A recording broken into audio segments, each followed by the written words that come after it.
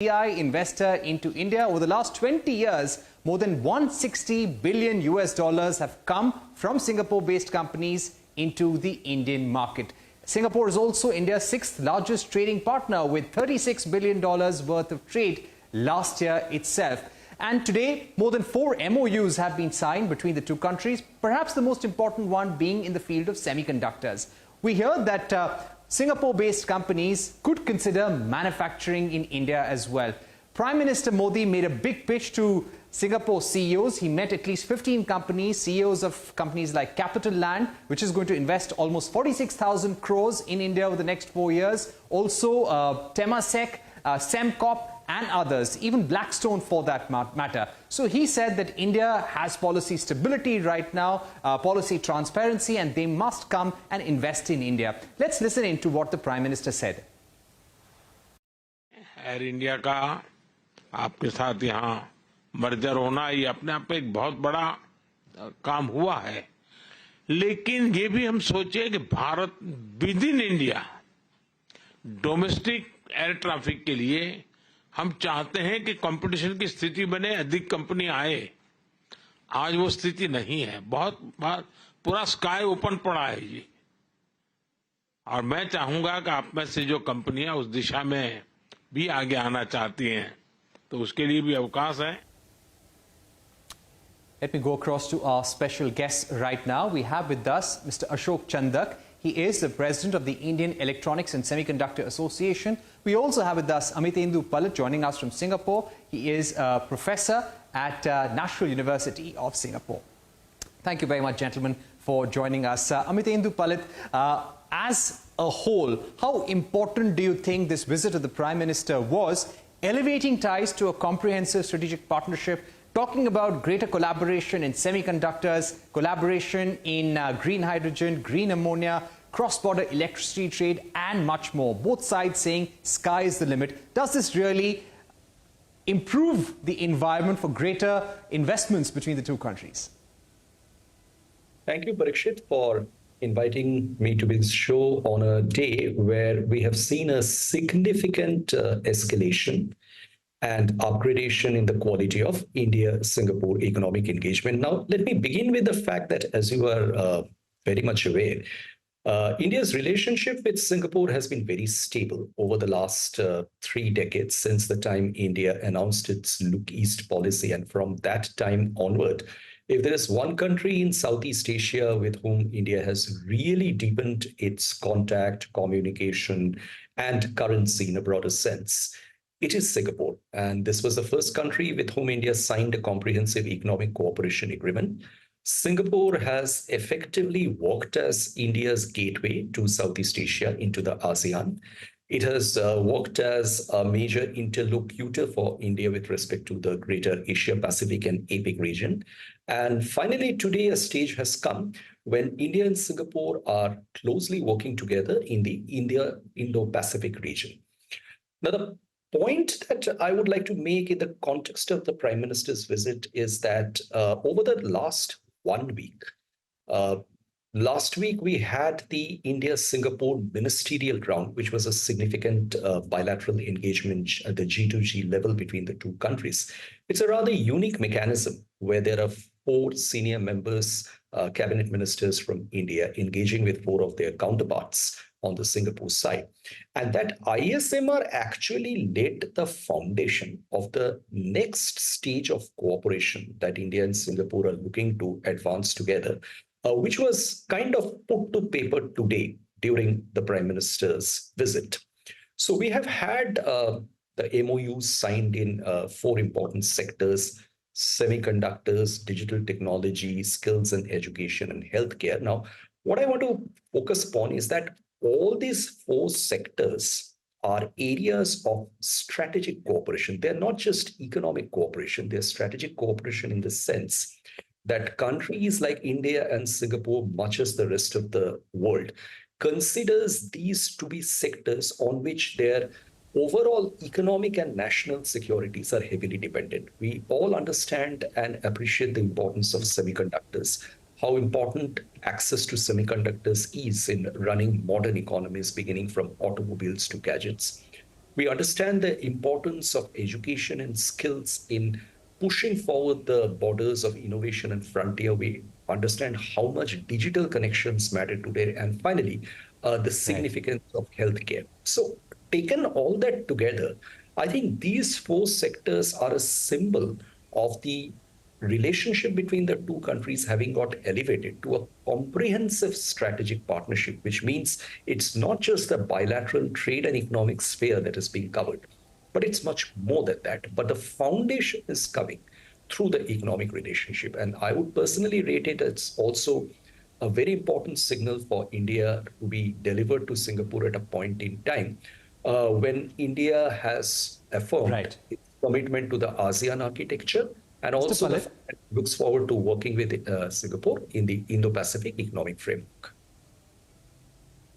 Right. That's a very important point, because the comprehensive strategic partnership is built on a pillar of economic security for the two countries, energy security, trade security, defense ties as well. Let me go across to Mr. Chandak. Mr. Chandak, how do you welcome the MoU between India and Singapore on semiconductor ecosystem partnership just before India hosts the Semicon? Do you feel, because what we've been told by the Ministry of External Affairs, that there are Singapore companies which have actually visited 4 sites in India to consider manufacturing in the country. Do you expect some announcement soon?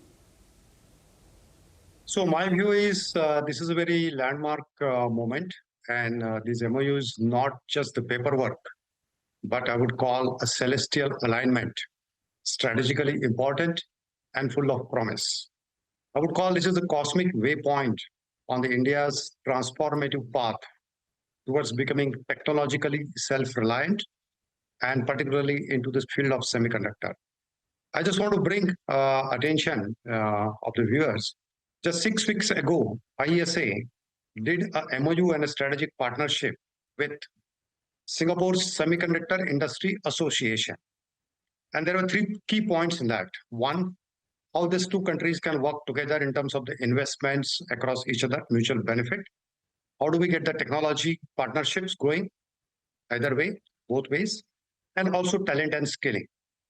The way Singapore has developed its semiconductor ecosystem over the last 3 decades, I think this is really mind-boggling. They have been able to achieve everything what is required as an end-to-end ecosystem, and we can definitely learn much about from them. Now, coming to the investment from Singapore, actually, we are already working with SSIA to bring the delegation into the country. Semicon India is happening next week. Some of the guys are coming. And beyond that, there is already a business delegation which is being planned.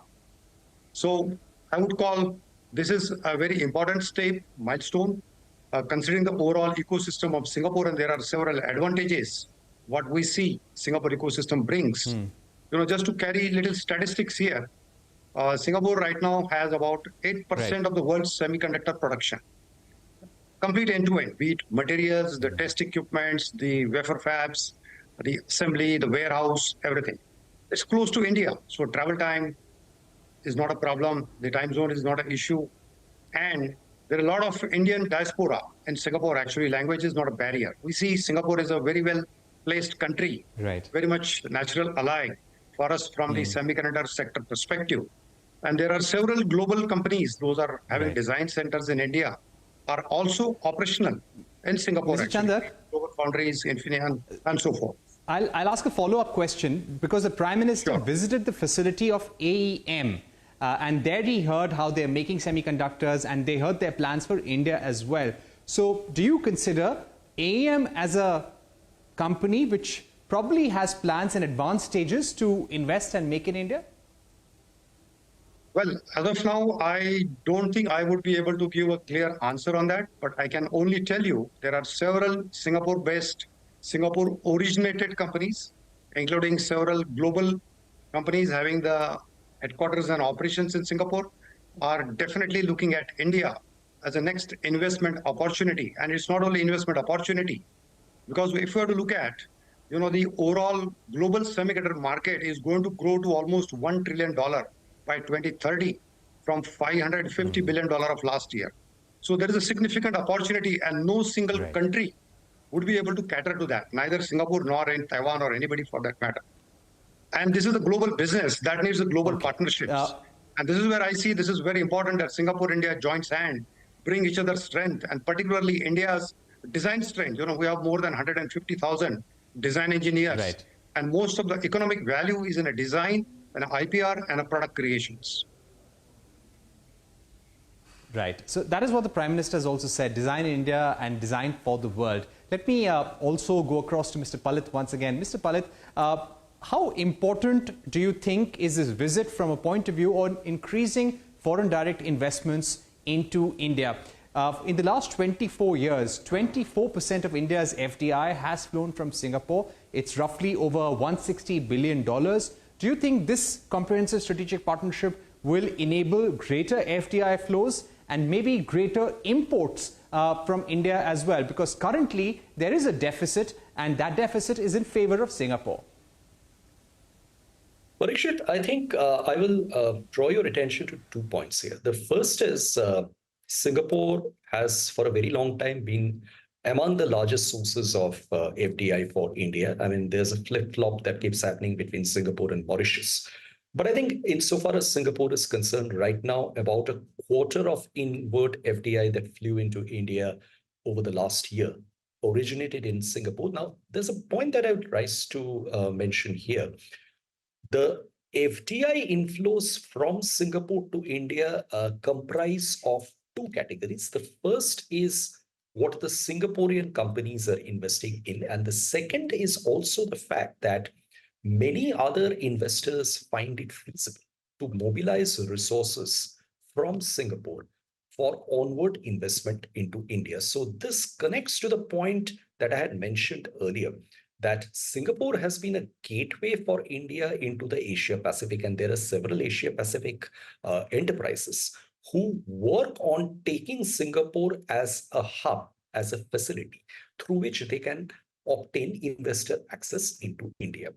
Obviously, this current visit of the Prime Minister, the framework that has been announced subsequent to that, the initiatives that have been proposed are certainly going to enhance India's credentials as a location where there are a variety of long-term investment options, and Singapore is going to play an important role in acting as a facilitator for that, because as you note, it's not just a question of Singapore investing into India, but the framework that is required for it in terms of cooperation between banks, in terms of cooperation between agencies, the digital connectivity in terms of Pay Now and UPI, the connection in aviation, the connection in education, skills, and most importantly, the political comfort that the 2 countries enjoy with each other are all factors that go into the establishment of a strong and stable investment partnership. So that being the condition, I am quite hopeful that investments will enrich the Indian business landscape from Singapore.